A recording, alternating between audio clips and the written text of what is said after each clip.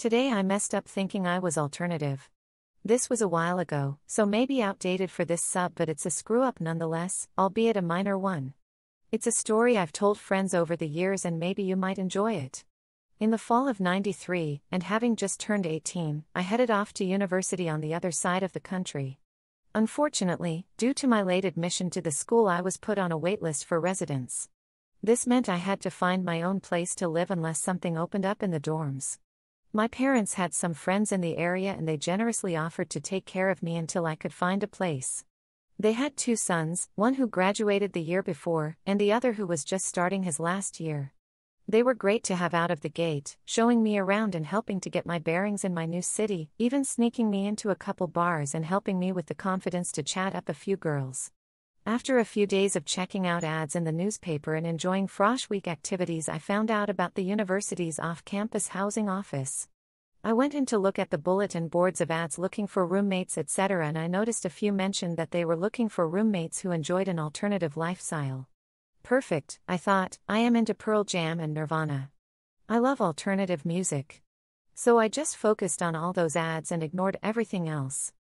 I then made my way back to where I was staying and would make my calls that night. Well, it's pretty obvious now, but I sat down to dinner with my host family and they asked me how the apartment hunting was going. I told them I was super stoked because it seemed there was a lot of like-minded people who were alternative like me. Kevin, the oldest son, stopped eating and looked at me inquisitively. What do you mean? Well, there was quite a few ads looking for roommates into alternative lifestyles, and I love grunge music and the Seattle scene. A smirk comes over his face. You know that means they're gay, right? Not into grunge music. I died. Everyone laughed. Not that I had an issue with anyone being gay, but it wasn't necessarily the scene I wanted to get into fresh out of high school, wanting to party and meet girls in a brand new town where I didn't know anyone. And I probably wasn't the roommate they were looking for either. I felt like a total idiot for not knowing that. The good news is that the very next day, as I was getting ready to head back into the housing office to try again, I got a call from student services that a place in residence had opened up, so I was set. Too long. Didn't read. In the '90s, alternative lifestyle didn't mean alternative music.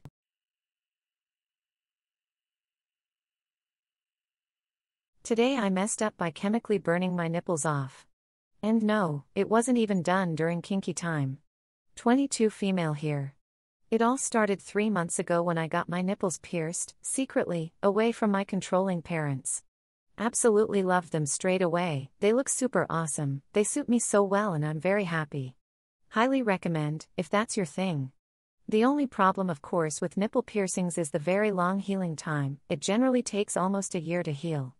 This means that occasionally they might get minor irritations, and you just need to keep the areas clean and protected.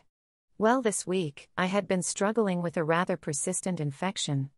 I've read from quite a few sources that a wound heals best when disinfected and kept moist through a bandage/band-aid. And after trying to bend square band-aids over my nipples, I had an idea: use fashion nipple covers. They're circular. I sprayed my piercings with disinfectant and left the nipple covers on. For 2 days. Assuming the longer they're on, the more moist it is under there, the better the body can heal. Big mistake. The glue fused with my nipple skin. I'm telling you, those covers clung to my breasts and would not let go. I slowly and painfully had to rip them off, while skin was being torn off my nipples, leaving raw patches of skin where my nipples should be. So stupid me sees more open wounds now, and thinks, why don't we spray that all with some more disinfectant? So I did. And then went straight to online class. And oh my God, was that a stupid idea. While the lecturer was talking, my nipples felt like they were being burned off with white-hot flames. The skin shriveled and blistered and had swollen in lumps and went red, and the pain was so intense that I could hardly breathe.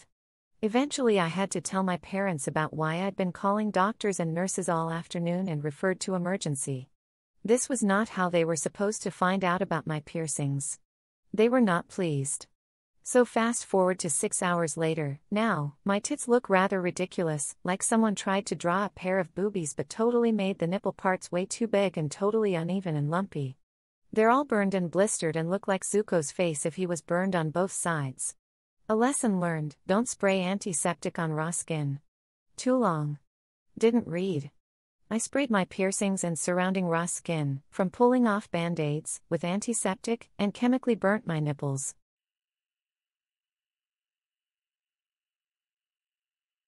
Today I messed up by not hanging up the phone fast enough.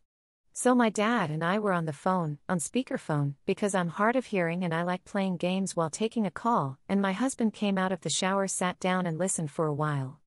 After a few minutes I told my dad I was going to hang up and take a nap, because I have had a very long day. My dad made a joke about how napping was a euphemism for sex. My dad is a very conservative Christian, but ever since I got married he's perfectly fine with making sex jokes related to my husband and I said no, for real. We actually want to take a nap, and he said yeah sure, and I was like yes actually.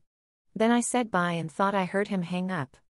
So then I said to my husband, we're actually going to take a nap though, right? And my husband said, well now I guess you have to suck my dick. About a second later I heard my dad say, I'm trying to hang up. I am mortified and my husband even more so, but I also cannot stop laughing because it is the funniest thing that has ever happened in my life. Too long. Didn't read. I didn't hang up the phone and my dad heard my husband tell me to suck his dick.